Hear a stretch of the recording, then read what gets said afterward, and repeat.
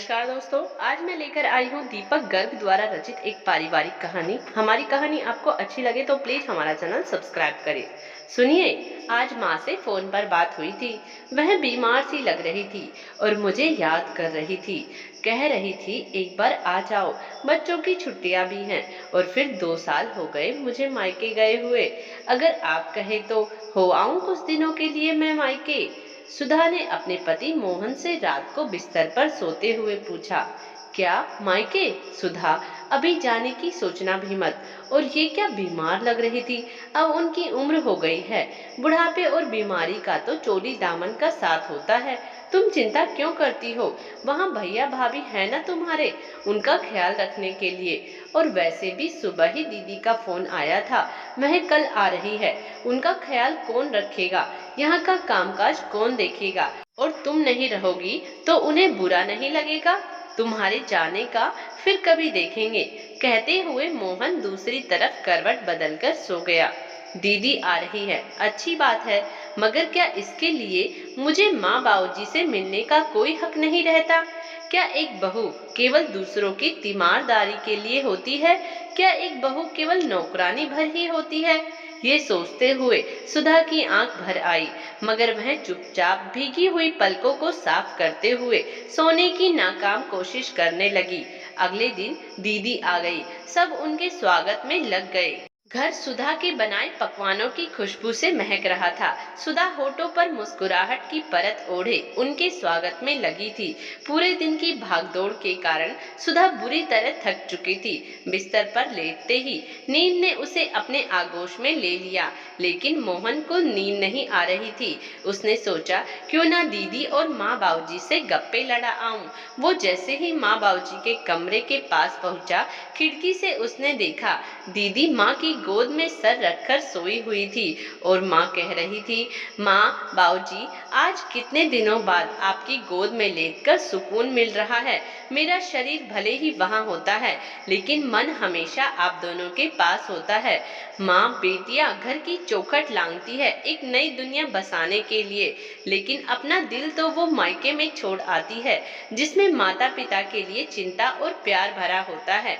वहाँ तो बस सुबह से रात तक कामों में उलझे हुए रहो। यहीं आकर कुछ सुकून देने वाले पल मिलते हैं। सही कहा बिटिया। माँ बाप दिल पर पत्थर रखकर अपने कलेजे के टुकड़े को विदा करते हैं। तू मिलने आ गई, मेरा और तेरे बाबूजी दोनों का दिल खुशियों से भर गया। दीदी और माँ बाबूजी की बातें मोहन के दिमाग में लगातार घूमने लगी। वह सोचने पर सुधा उसकी पत्नी, वो भी तो किसी की बेटी है। उसके माँ बाबूजी भी तो उसे देखने के लिए ऐसे ही तड़पते होंगे। उसका मन भी तो माँ पिताजी से मिलने के लिए तरसता होगा, जैसे दीदी का मन तरसता है। उसका मन आत्मग्लानि से भर उठा। सुबह होते ही वो माँ और दीदी के पास पहुंचा और सुधा के मायके जाने की बात बता दी। क्या सुधा बहू मायके जा रही है? लेकिन बेटा, रानी आई हुई है और फिर घर का काम वो कौन करेगा? माँ, इसीलिए तो 2-3 दिन बाद की टिकट करवाई है। 2 दिन दीदी के साथ रह लेगी। और रही बात काम की, तो मैंने उसके लिए रमाबाई को बोल दिया है, वो कर लेगी। और यहाँ हम सब भी तो हैं, कुछ हम लोग भी एक दूसरे का हाथ बटा लेंगे। क्यों दीदी? बिल्कुल सही है मोहन। सुधा को भी कुछ दिनों के लिए अपने मम्मी और पापा के साथ वक्त बिताने का मौका मिलना चाहिए, जैसे मुझे मिला है। दुनिया की हर बेटी इन दिनों के लिए तरसती है, तड़पती है। तुम भाभी के जाने की तैयारियां करवाओ।